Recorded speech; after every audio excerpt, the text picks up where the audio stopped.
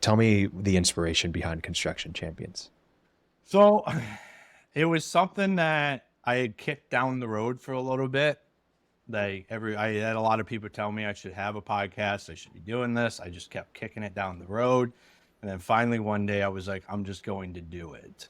And I love champions. I love everything that being a champion from both aspects, the winning and just being behind something, what that means. And my goal is to bring leaders, owners, builders, contractors, disruptors, coaches, everybody that has their foot in the construction space, and come on and have a conversation about what makes a construction champion. What is a construction champion?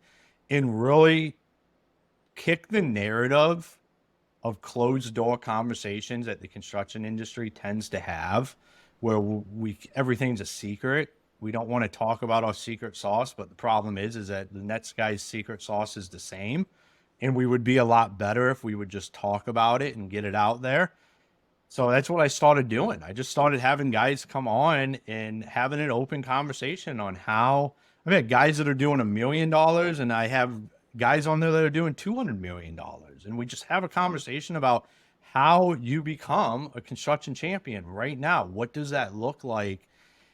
And it excites me. It's actually become the favorite thing that I do, because these conversations are absolutely unbelievable. I get to spend an hour with some of the best minds in the construction space.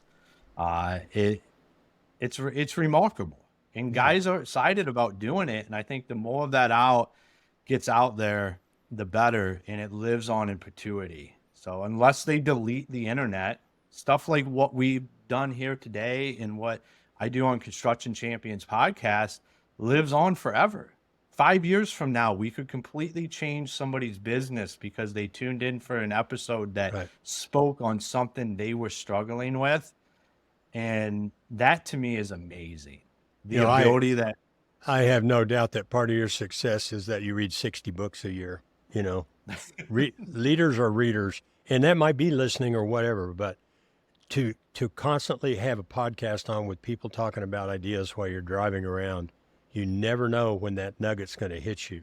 Yeah. Or maybe three people say the same thing 3 different ways, and it dawns on you, oh yeah, I can do that.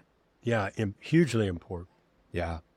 Well, I'm super impressed with your show. It's a great listen for any of our listeners that want to check out Construction Champions. But just the energy that you bring, like, you have a different process than us, and that's another aspect that I want to just give you kudos for, the way that you run your show. And it's just super efficient, it's super lean, and you get it done, man. And I from what I understand, you're doing it all yourself, which is amazing. And that I will say, I understand what goes on in running a show, and it's not for the faint-hearted, right? So great job. But man, if anyone who listens will right away catch your energy. But for me, being a guest on the show, I just remember we jumped on a Zoom, like, all right, you ready to get started? I'm like, yeah, okay. Then you didn't skip a beat, man. It was like, welcome to the Construction Channel. I mean, I was blown away. So I loved it, man. Really cool. So, I also wanted to talk about just the dedication you've had to it. It's obviously one of your favorite things because you started at the beginning of this year. Is that right? Yeah. We started at the beginning of the year. Yeah. And you're probably going to hit 100 episodes at the end of the year, right? If we keep on pace, there should be no reason we don't. We released 54 episodes so far. So I release them 2 a week right now, on Mondays and Thursdays, because I have the content. Yeah. That's so good, man. That's not easy. We've done this for 3 years, and 2 episodes a week is no joke. Especially with scheduling guests and all that kind of stuff. So great job. Keep it up.